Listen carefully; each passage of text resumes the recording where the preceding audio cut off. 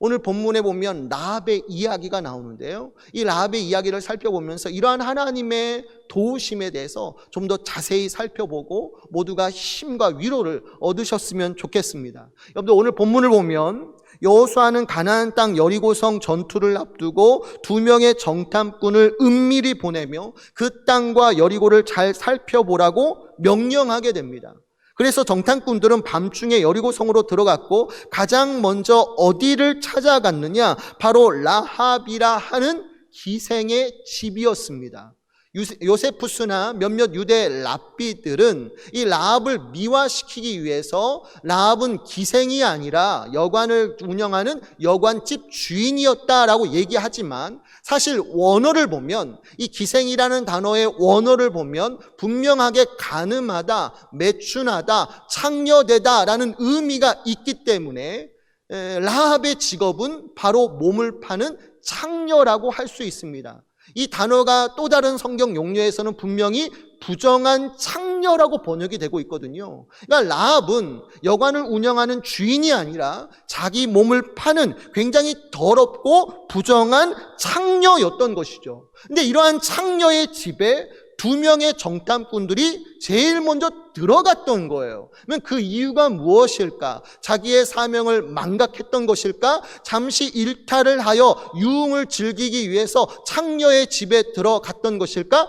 아니었어요. 이들이 판단할 때 라합의 집만큼 여리고를 정탐하는데 가장 좋은 곳은 없다라고 판단했기 때문인데, 가령 창녀의 집이잖아요. 창녀의 집이다 보니까 수많은 외부인들이 들락날락거려도 의심을 사지 않게 되어지는 것이죠. 그러니까 자기들이 들어가도 그러려니 하고 그냥 지켜볼 뿐이지 이상하게 생각할 것이 없다라고 여길 것이고, 더 나아가서 거기에는 수많은 사람들, 각양각색의 사람들이 모여서 사담을 나누며 수많은 정보들이 오고 가게 되어질 뿐만 아니라, 더 나아가서 라합의 집은 성벽 높은 곳에 위치해 있기 때문에 그 집에서 뭐 하는 거예요? 여리고성 내부를 샅샅이 살펴볼 수 있는 이점이 있는 것이죠. 그러니까 라합의 집만큼 여리고성을 염탐하는데 가장 좋은 것은 없다라는 판단이 들었기 때문에 2명의 정탐꾼은 이 부정하고 더러운 창녀의 집에 들어가게 되어졌던 거예요. 근데 어찌된 까닭인지 이 소식이 여리고 왕의 귀에 들어가게 되고 그가 보낸 부하들에게 사로잡힐 큰 위기에 처하게 됩니다. 근데 바로 이때 이 2명의 정탐꾼을 도와준 사람이 있어요. 그게 누구냐면 바로 라합이었어요. 라합이 2명의 정탐꾼을 도와주어서 큰 위기에서 벗어날 수 있게 만들어준 것이죠. 그녀는 정탐꾼들을 자기 집 지붕 위에 숨겨놓은 뒤에 여리고 왕 부하들에게 그들이 이미 성 밖으로 빠져나갔다, 얼마 되지 않았으니까 빨리 뒤쫓아가면 그들을 사로잡을 수 있다라는 거짓말을 하여서 2명의 정탐꾼들이 살아날 수 있도록, 보호할 수 있도록 만들어 주었던 것이죠. 그리고 나서 2 정탐꾼들에게 돌아와서 아주 놀라운 고백을 하게 됩니다. 라합이 이러한 은혜를 베풀고 나서 이 2명의 정탐꾼들에게 무슨 말을 하는데 그 내용이 너무나 놀라운 고백인 거예요. 그게 2가지 내용이 나옵니다. 2가지 내용이 나오는데 이 내용을 한번 차례대로 살펴봤으면 좋겠어요. 첫 번째로 라합은 그 정탐꾼들에게 무슨 말을 하느냐? 하나님을 향한 신앙 고백을 해요.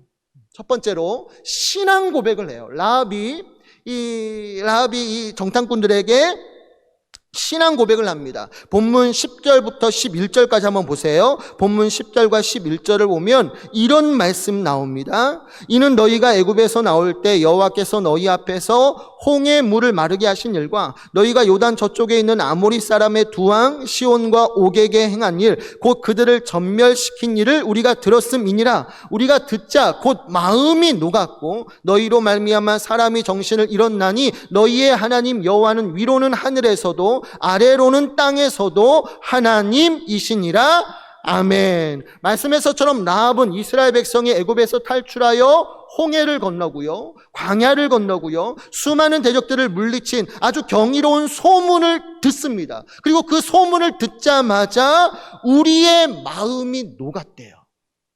그러니까 라합은 창녀이다 보니까 외부인들의 이야기를 자주 듣게 되어지지 않습니까? 그 중에는 이스라엘 백성들의 일이 들려오는 거예요. 그들이 애굽의 바로왕에서 건짐을 받아 광야를 건너 요단강을 건너게 되는데 그 과정 속에서 하나님이 일으키신 너무나 놀라운 기적들과 능력을 듣게 되는 거예요. 들으면서 자신뿐만 아니라 모든 가나안 민족의 마음이 녹았다라고 얘기하는 거예요.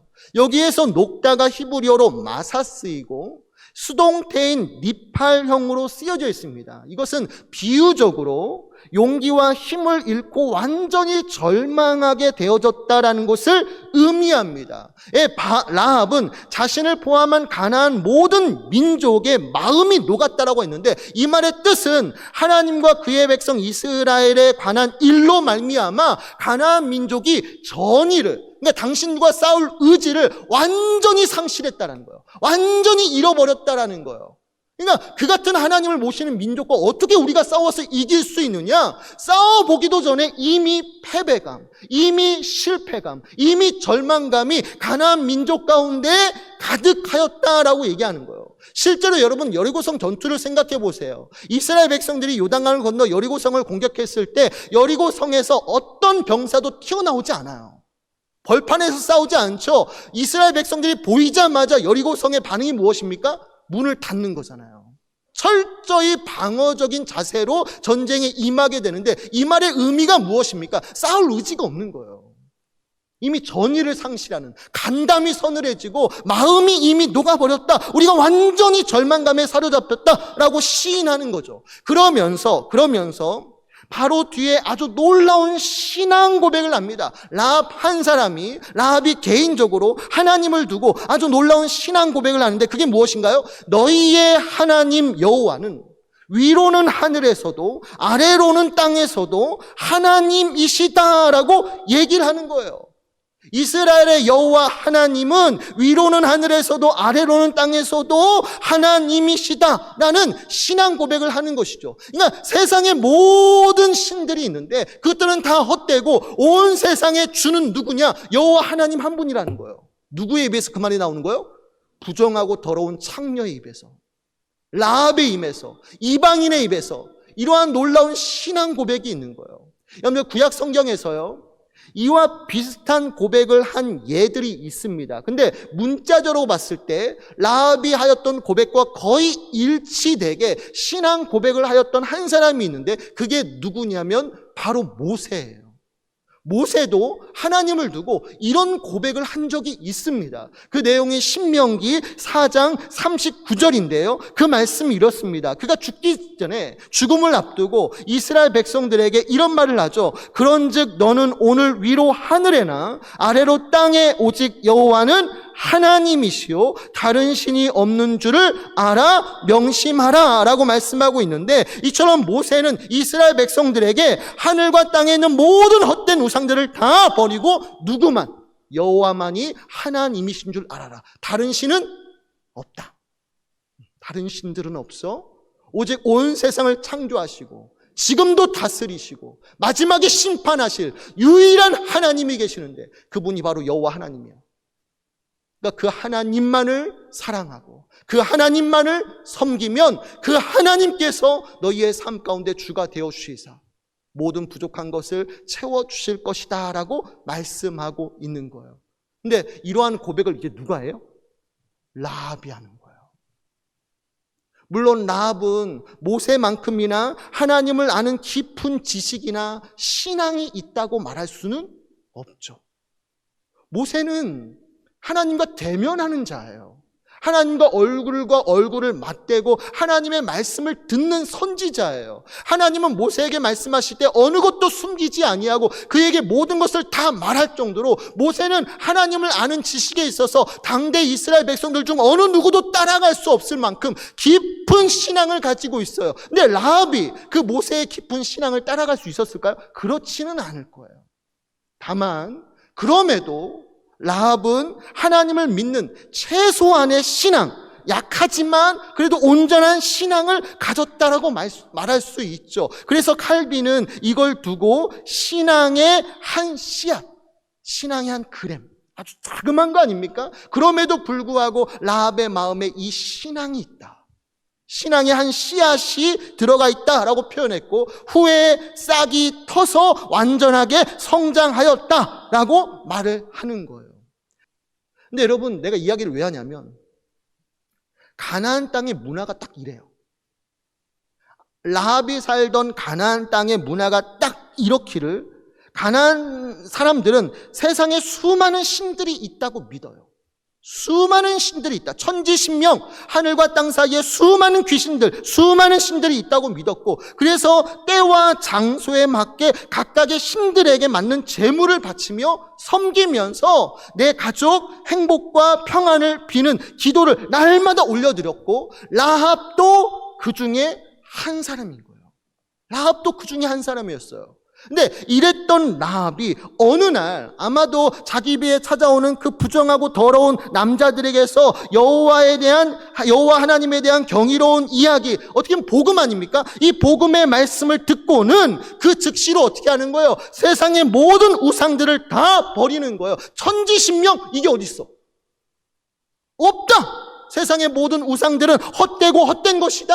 아무것도 아니다. 오직 온 세상에 주는 이스라엘의 여호와 하나님, 그분만이 온 세상의 주이시라는 믿음을 갖게 되어졌던 것이죠. 그러면 어떻게 이런 믿음을 가졌죠?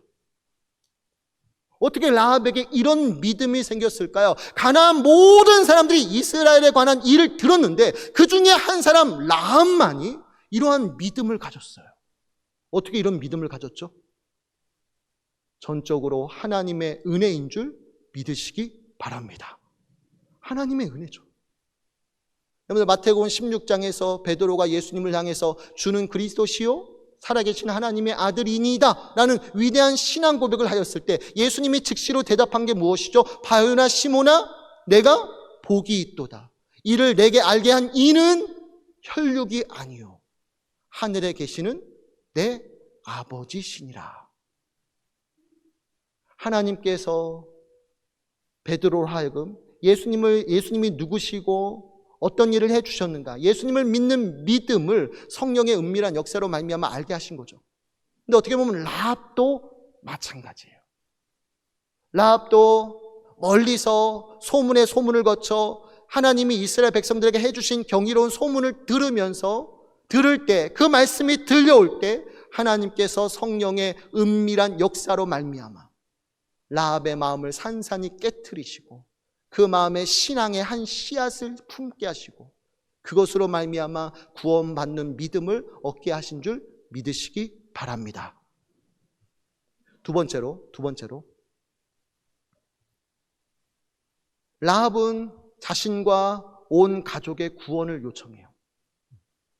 첫 번째로는 하나님을 향한 신앙 고백을 하였다면, 두 번째로는 자신과 가족의 구원을 요구하게 됩니다. 가족을 구원해달라고 요청하는 거죠. 본문 12절과 13절을 보십시오. 본문 12절과 13절을 보면 이런 말씀 나와요. 그러므로 이제 청하노니 내가 너희를 선대하였은즉 너희도 내 아버지의 집을 선대하도록 여호와로 내게 맹세하고 내게 증표를 내라. 그리고 나의 부모와 나의 남녀 형제와 그들에게 속한 모든 사람을 살려주어 우리 목숨을 죽음에서 건져내라. 아멘. 말씀처럼 라합은 여리고 성이 하나님의 심판으로 말미암아 멸망당할 것을 확신해요.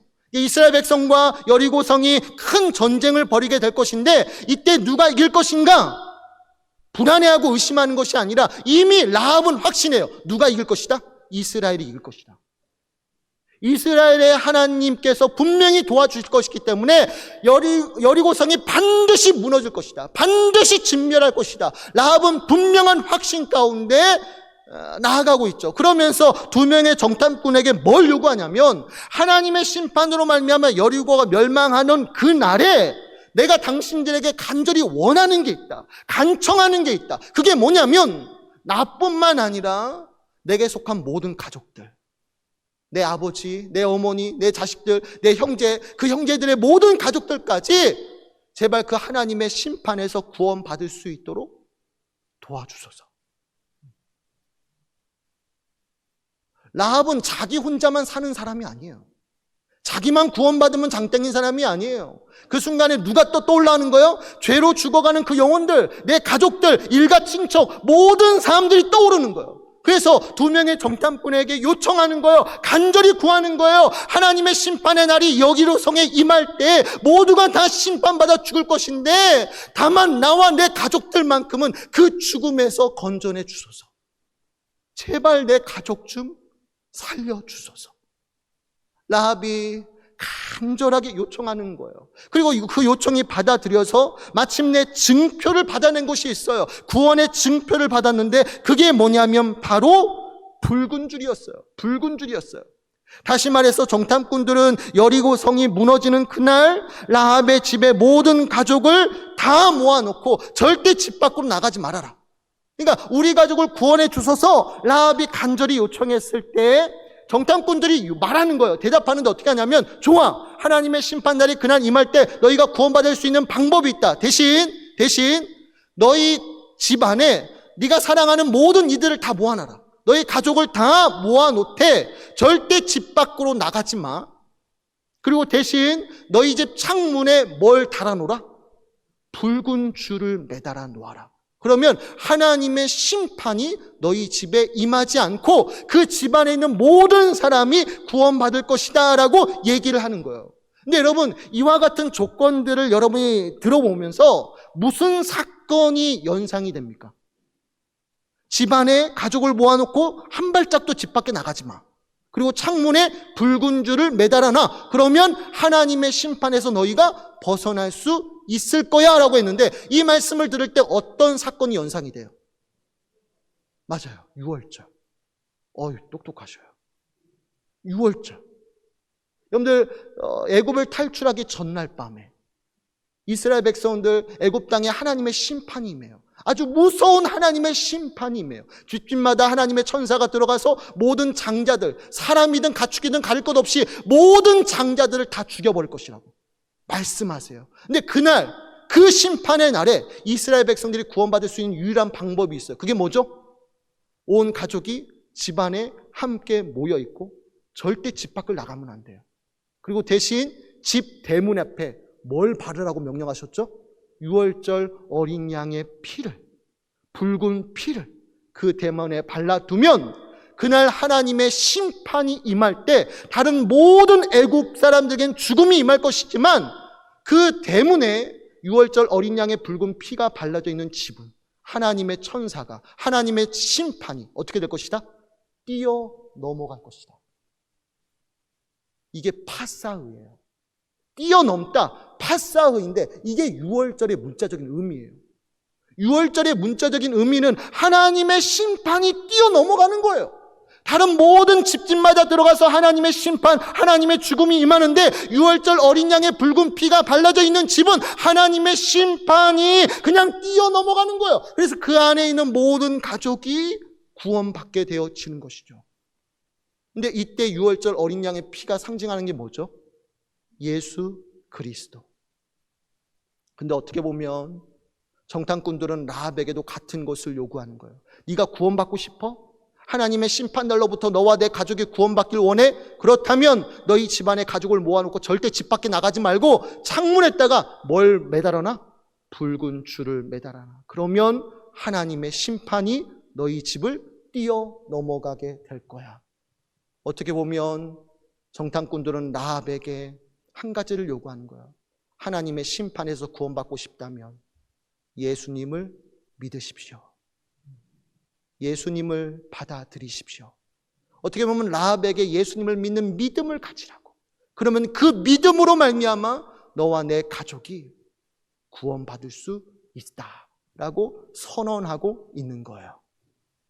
자, 그렇다면 이제 마지막 질문인데요. 이거에 대해서는 꼭 대답하셔야 돼요. 자, 마지막 질문인데요.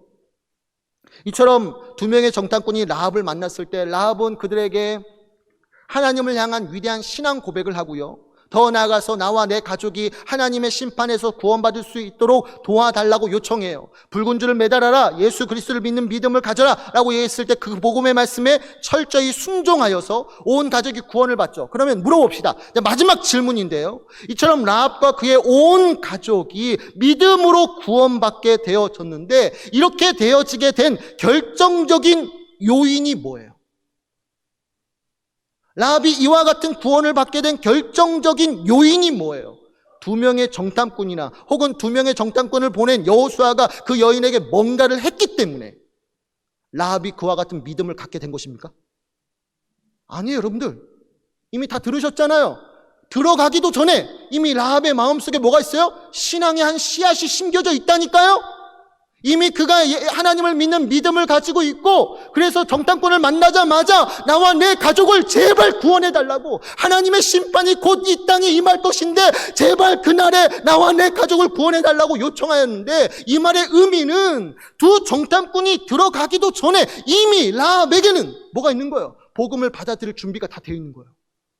신앙의 한 씨앗이 심겨져 있는 거예요. 누가 그렇게 만드신 거예요? 하나님이 그렇게 만드신 거예요.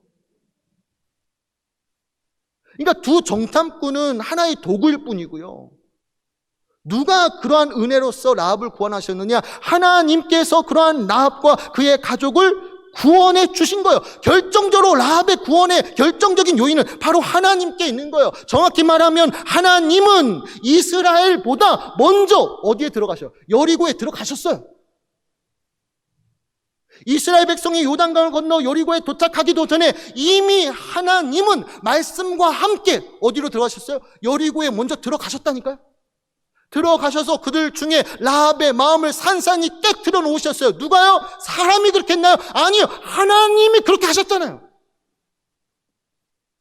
라합의 마음을 산산히 깨뜨리시고 칼빈의 말처럼 그 안에 신앙의 한 씨앗을 넣어두신 거예요. 말씀의 씨앗을 들어가게 한 거예요. 복음의 말씀이 들어가게 한 거예요. 그리고 마침내 두 정탐꾼이 들어와서 복음의 말씀을 전했을 때, 붉은 줄을 매십시오 라고 말했을 때 그 라합이 너무나 기쁘게 그 복음의 말씀을 믿고 순종함으로 말미암아 온 가족이 하나님의 심판날에 구원받는 너무나 놀라운 기적이 일어난 거예요. 그러니까 라합이 구원받게 된 결정적인 요인은 다른 데 없어요. 하나님의 은혜로 하나님께서 먼저 그렇게 다 예비해 놓으신 거예요. 주변에 많은 그리스도인들이 있는데 나에게 한번 교회에 와달라고 말하는 사람이 한 명도 없어가지고 내가 이제까지 가만히 있었는데 마침 잘 됐네요. 어디 교회 다니세요? 하나님이 먼저 그 사람 가운데 들어가셔서 다 예배해 놓으신 거예요. 우리는 뭐예요? 그냥 전하면 되는 거 아니에요? 여러분들, 하나님께서 먼저 가십니다. 우리의 삶 속에서뿐만 아니라 우리의 신앙 가운데 하나님은 항상 우리보다 먼저 가시고 우리의 길을 인도하세요. 단순히 복음 전도뿐만 아니라 여러분의 삶이 광야처럼 변한다 할지라도 여러분들 어떤 상황, 어떤 형편에서도 실망하지 마세요. 낙심하지 마세요. 아무리 힘들고 어려운 순간이 온다 할지라도 기억하세요. 하나님이 먼저 가셔서 내 삶을 인도하시고 돌봐주시고 지켜주실 거야. 나는 하나님만 믿는 믿음으로 따라가자.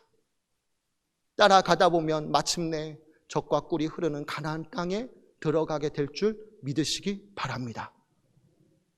복음 전도도 그렇게 하세요. 하나님 나라의 사역도 그렇게 하세요. 부르시고 가만히 계시는 분이 아니에요. 부르셨다면 또한 먼저 가셔서 다 준비해 놓으셔요. 복과 은혜를 다 준비해 놓으셔요. 우리는 그냥 믿음으로 가서 행하면 돼요. 이번 한 주간이에요. 이제 다음 주에 새생명 축제인데 다 연락하십시오. 다 연락하십시오. 가족과 직장 동료, 문자로든 어떤 식으로든 교회로 초청하세요. 사랑방 식구들에게는 당연히 그렇게 하시고요. 그래서 다음 주에는 이 자리가 빈자리가 없도록 다른 사람 신경 쓰지 마시고 내가 하십시오. 그래서 이 자리가 정말 하나님이 기뻐하시는 복음의 축제가 되어서 정말 라합과 같이 온 가정이 구원받는 놀라운 기적이 일어나기를 주님의 이름으로 축원해 드립니다.